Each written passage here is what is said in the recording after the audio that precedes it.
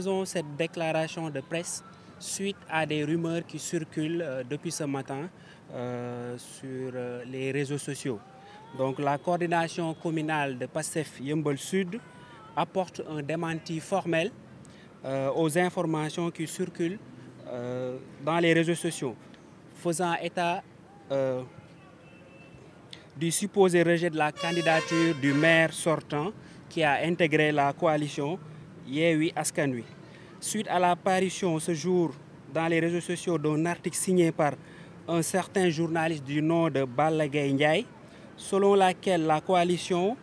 Yewwi Askan Wi aurait rejeté la candidature du maire sortant. La coordination communale de PASTEF Yeumbeul Sud oppose un démenti formel, n'est-ce pas? En aucun cas, il n'est question d'un rejet d'une quelconque coalition, d'une quelconque candidature au sein de la coalition. Ces rumeurs de nature à jeter un discrédit sur la coalition afin de saper la cohésion, l'union et la détermination de ses membres qui la composent sont l'œuvre de personnes aux intentions inavouées.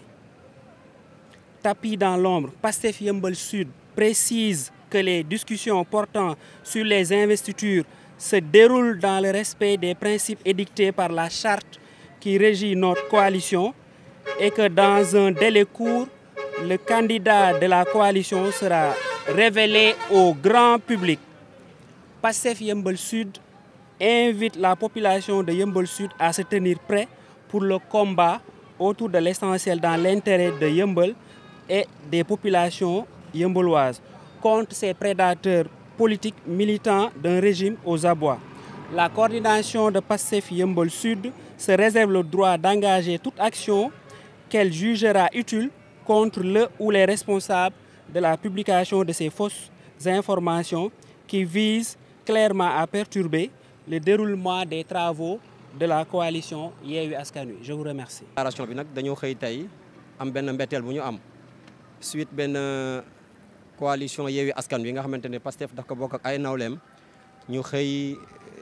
tasaare ci réseaux sociaux yi ni maire sortant bi coalition bi dañ ko génne te loolu yëpp dara amu ci tegul fenn. benn journaliste bu ñuy woowee Baba Galle Ndiaye xëy wesaare xibaar bu mel noonu ñun ñu woon nag jugé nécessaire bokk ak askanu Yeumbeul leeral leen ni loolu yëpp amaana dara amu ci. dafa fekk ni dafa am ñoo xamante ni ba coalition Yewwi Askan Wi taxawee ba léegi seen fit dem na ba leen am ci alal ak leen am ci moyens yëpp ñu ngi ko ci def gisuñu ci preuve léegi nag ñu ni nan commencé di yàq der pour mën a jur dara moo tax ñu bëggoon a xamal waa Yeumbeul yi ne leen li ñooñu wax ni coalition Yewwi Askan Wi àndatunu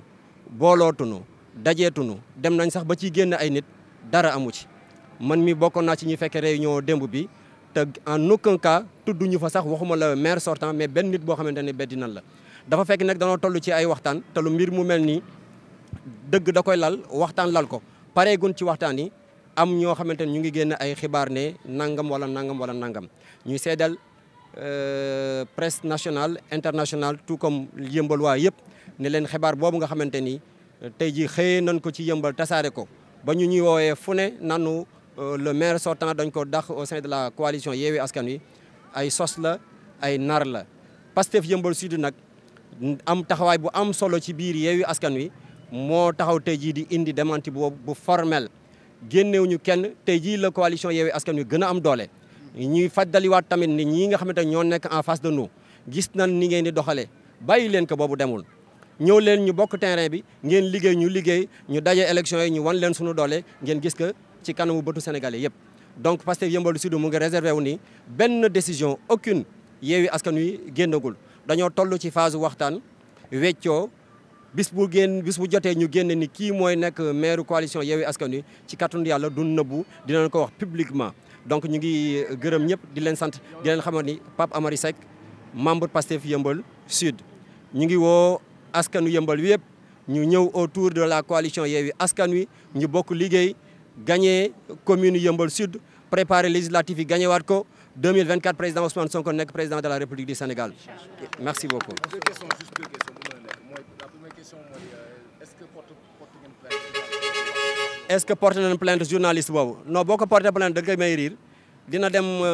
état bi utal ka ay avocat ñuy def ay conférence presse lu ne ñu dugg ci dafa xamul déjà il a fait un texte truffé de fautes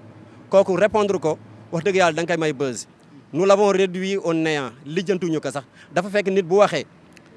da ngay wax teggi li mu wax mais jotu nekk fi di porter plainte ñu amuñu ko fi mu toll nii yitte yi coalition Yewwi Askan Wi xam nga lan la mooy nun massifier nun booloo police sax xamuñu ban côté la nekk ci yëmbal fi mu toll nii ba keroog élection yi di passé candidat à la candidature on est dans une coalition au départ on avait 13 candidats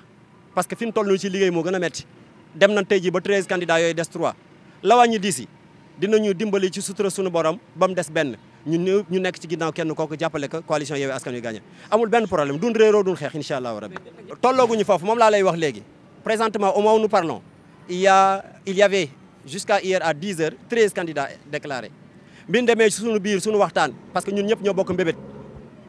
13 ya 3 moo ci des donc 10 yi génn nañ 10 yooyu nag ñun suñu biir ñu ngi waxtaan ki ci gën a baax le profil ki ci gën a xamante ni koo xamante tey jii buñ ko joxee ñëpp topp ci ginnaawam autour de l'essentiel ñun amuñu benn problème boo xoolee Pastef n'est jamais obsédé à des postes au pouvoir ou à quelque chose intéressé wuñu li ñu gën a yitteel mooy liggéey yëmbal te ñun duñ ci dellu ginnaaw parce que commencé nañ ko élection yi passé élection présidentielle yi passé boo génnee tey jii mouvance présidentielle bi nga génne ña ca toppoon muy waa Sow ñun ñii ñoo jël premier ñooñu ñëpp dem nañ benn camp donc tey jii au moment où nous parlons au niveau de Pastef Yeumbeul Sud ñun ñoo détenir le poids électoral parce que ñun ñoo fi demoon élection avec plus de 4000 voix. Yonent bi sallallahu alayhi wa sallam moo gën ñëpp bi yàlla ñëwee bi mu ñëwee yàlla la ni ko demal jël Ibrahima mu nekk sa kilifa ñun coalition Pastef Yeumbeul Sud dañoo am kilifa suñu kilifa mooy Ousmane Sonko. topp ñu ko nag parce que dañoo obsédé wala dafa am chemise bu weex wala dafa sol jean déedéet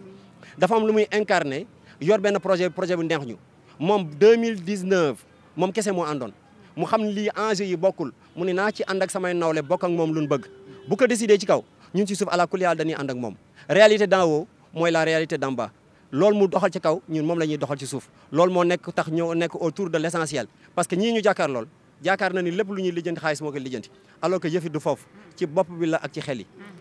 ñu ngi nag tourner de tout bord lu ne ñu ngi koy def mais ñu leen di xaar de pied ferme fan la leen di xaaree ci massification bi ci organisation bi ci campagne électorale yi ci élection yi buñ ci tolloo dinañ xam ni kan mooy. entre Pastef Yeumbeul Sud et le maire sortant une collaboration parfaite ñu ngi séq ak moom jàmm mu nekk ci coalition bi di sunu nawle ñuy xàcceendoo di dóorandoo boo ñu fekkoon nag moom réunion ay ree dalay jàpp on n'a pas froid aux yeux devant Bara Gaye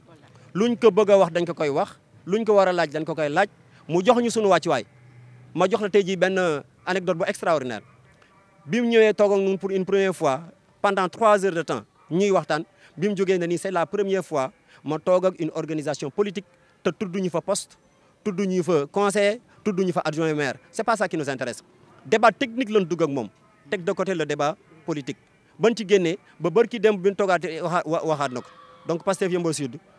li ñu yitteel mooy na yëf yi jox jëm kanam na yëmbal changer xar kanam te yaakaar naa la main dans la main on peut faire grande chose à Yeumbeul. waaye ñi koy wax mooy ñi xëy génne publication bi ñooñu buñ sañoon duñ ànd am na benn boy bu tudd jili wasaare bu nekk TikTok c'est un peu anecdotique ba pare am humour muy jaxase yaayam ak tantam ñii nga xamante ñoo jàkkaarloog ñoom buñ sañoon Pastef day jaar fee kii jaar fee man personnellement dan na ma yéen waa Pastef lu tax ngeen ni